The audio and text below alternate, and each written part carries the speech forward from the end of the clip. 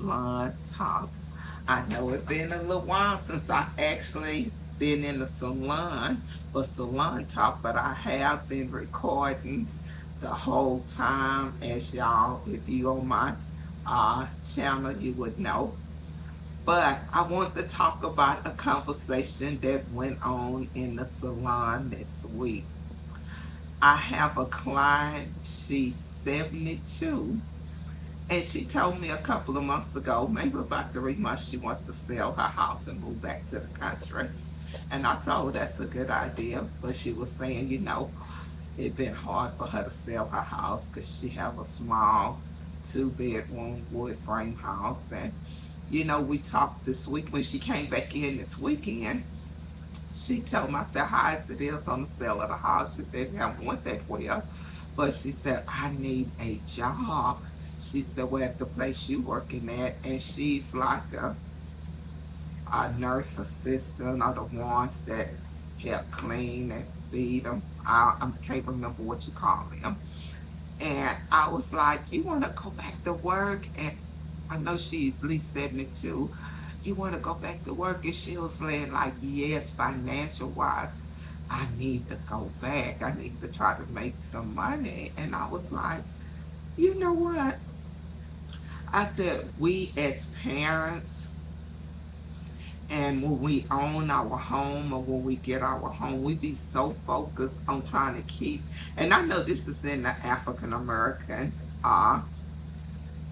culture. I don't know how it is across the board, but I know from what I experienced, two things that I experienced is we put a lot of money in life insurance or in our burial. I'll put it like that. We put a lot of money in burial. And then we hold on to our house so when we pass, we can leave it for the kids. Now I know back in the days they did that a lot because they gave them some financial wealth when the kids got grown, or if they passed, they can use that money as a stepping stone for them.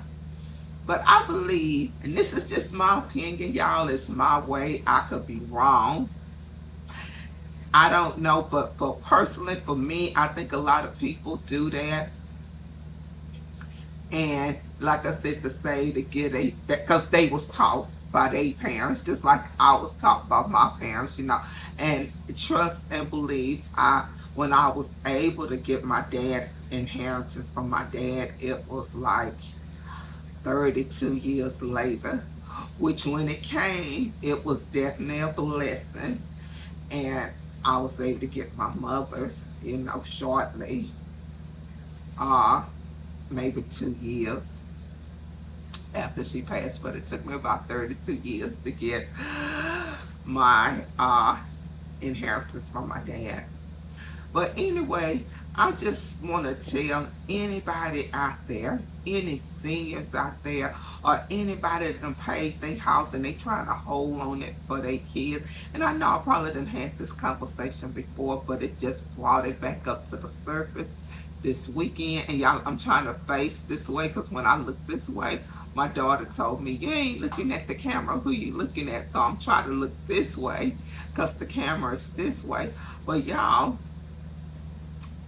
don't try to hold on to the house. Now, if you financial stable and you have the means to hold on and live your best life, then do it. But if you not, y'all don't keep holding on to that house, trying to hold on to it that leave your kids. And if it's anything like my kids, they have a solid foundation, whether they choose to use it or not. But I sacrificed for years for my kids to make sure they had a good start in their life. So it's up to them to take the tools and take the things that I taught them growing up and use it to their advantage. One of my our kids have adult child. She have a degree. My son, he did maybe a year and a half and decided he didn't want to come back, but he went and got him a trade. So you know what? I look at it like this when I was telling her. If you're trying to sell just to move to the country because it's cheap, because y'all have family property and land, I don't know if they have a house up there or not. But I told her, if the house needs some work, then just sell it to one of them builders. I mean, not a builders, one of the ones that flip houses. And then when you do that, they're not going to give you the value of your house that you would get or the price you would get when you sell it on your own. But do that. And then, because I think time you pay real estate people, they take their money and then you have to pay if it's any work that needs to be done. It might come up about the same, and then the time and the stress is saved. You don't have to go through all that stress and let a lot of people come look at your house and doing inspections and doing all that. Because a lot of times I'm like this. If it come a time for me to sell and they give me, I take 25% less to keep from having the stress of trying to sell, trying to fix stuff, trying to do stuff, unless I'm just really feeling good and I want to go through the process. But if not, I'm going to give it and let one of them people that flip houses buy it.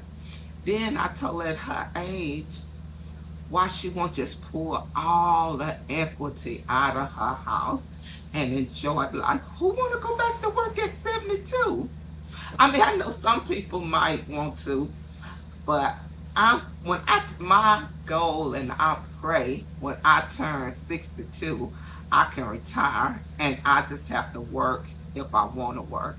Well, let me say this. I know I at least have to work one day a week because I never made a big income and I already know what I'm going to get. And then, they give you 30% or less. But it's all good. My body, I'm ready to enjoy life. So I want to retire at 62. Now, I could be mistaken. I believe I was told that you can't pull the equity out until you're 65 if you want to continue to stay in the house. That's the advantage. That's what I want to do. Pull every penny I can as long as I can stay in my house till the Lord take me home. And that's what I was telling her. At 62, you shouldn't be worrying about finance or trying to find another job. Pull the equity out or sell it to somebody that flip houses, and then you can move back to the country where she was born, and get you a little small sum up there and enjoy life. Get a tiny house. And I guess her house is not, I don't know if it would be considered a tiny house now, but then it was just a small house, 2 bedrooms. But I told her, don't go through it. Don't stress yourself out wanting to leave your house for your kids, wanting to leave them an inheritance. Because the way I was brought up, we're supposed to leave our children, which is our grandkids. But I just want to get on here just for a minute and talk about that and just say, hey, life is so short, and if the Lord lets you see whatever day, 60, 65, 70, 72, and you have the means to pull equity out of your house, pull it out. Pull it out. Don't go back at 72, 68 and trying to work when you sitting on money. You sitting on money. Man, especially if you blessed to have your house paid for, pull the equity out. Don't try to borrow on it or anything like that. Just pull the equity out and then find somebody that really understands real estate or how it works. I had a friend, their mother pulled all the equity out of their house. And she lived till she was, I want to say 80, I'm just say 85. And she was able to stay in her house till she passed. Now, they did have to pay maybe an extra $70,000 on to what she had borrowed. So just say if she borrowed 100,000, they had to pay back 170. But they sold the house and they still walked away with about $65,000. And I was like, that's good because they didn't pay not one penny on the house they was brought up in. And that's how I feel. You know, I have made the sacrifice to pay this house and to pay this house note. And when the time comes, if I'm still here, I'm pulling all the equity out. I want to enjoy. I want to go on vacations. I want to do stuff. I don't want to have to work if I don't have to. So y'all, that's basically what Salon Talk is about today, is that I just want to, talk about what went on, the conversation in the salon. And then I want to talk about something else.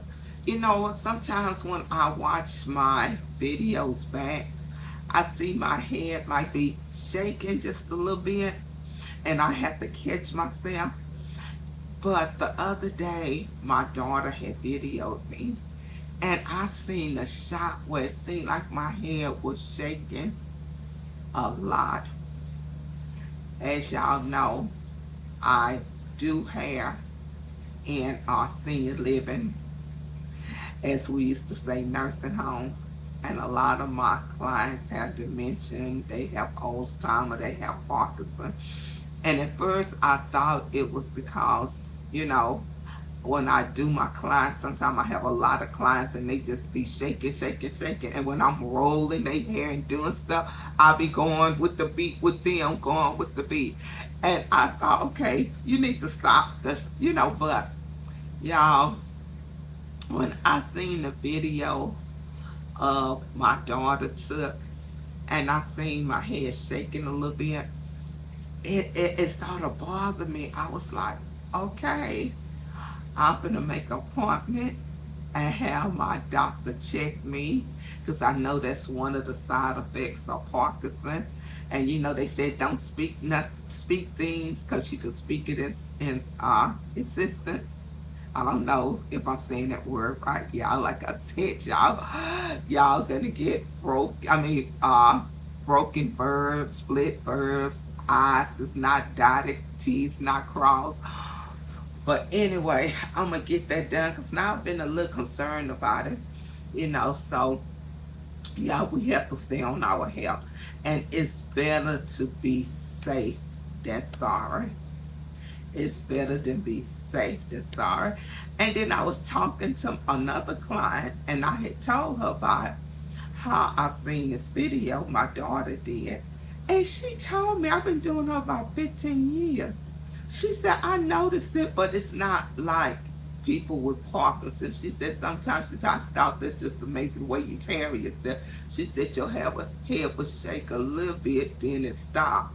So she thought maybe that's just the way, when I talk in a conversation, which I do. I move my hands, I move my head, I do all that. But I was sitting, and I don't think I was talking on the video, and my head was moving a little bit like that. Now, I'm sitting here thinking, now, I wonder, was she talking to me? And I was like, I don't know, y'all, but I'd rather be safe than sorry. So I'm going to go and ask my doctor, what do I need to do to take that test? So whatever it is, I'm putting it in the Lord's hands, and I'm going to claim the victory, and everything is good. So y'all, again, I just want to tell y'all, if you have equity in your house and you a senior and you retired and you having financial problems, pull that equity out. It's okay. Pull it out and enjoy your life. Enjoy. So on that note, y'all, be blessed and choose to be happy, because it's a choice. And y'all, again, I'm getting close. I'm not there yet. Y'all help this granny get to 55 in 2025. Y'all, I will talk to y'all later. See you real soon.